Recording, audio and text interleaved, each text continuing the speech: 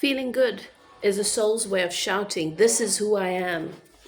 Conversations with God by Neil Donald Welsh. Have you ever been in a classroom where the teacher was taking attendance, calling the roll, and when your name was called, you had to say, "Yeah"? Yes, Neil says.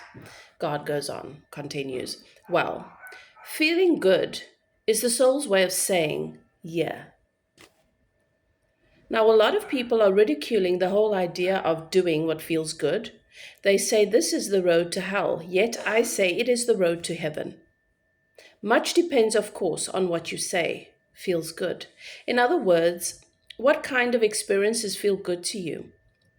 Yet I tell you this, no kind of evolution ever took place through denial. If you are to evolve, it will not be because you've been able to successfully deny yourself the things that you know feel good, but because you've granted yourself these pleasures and found something greater. For how can you know that something is greater if you've never tasted the lesser? Religion would have you take its word for it. That is why all religions ultimately fail. Spirituality, on the other hand, will always succeed. Religion asks you to learn from the experience of others. Spirituality urges you to seek your own. Religion cannot stand spirituality, it cannot abide it.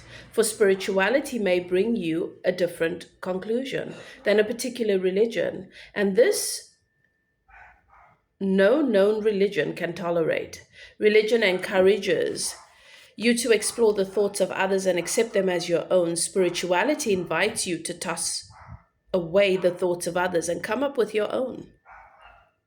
Feeling good is your way of telling yourself that your last thought was truth, that your last word was wisdom, and that your last action was love.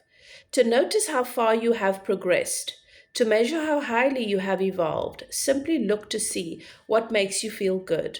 Yet, don't seek to force your evolution to evolve further, faster, by denying what feels good or stepping away from it. Self denial is self destruction.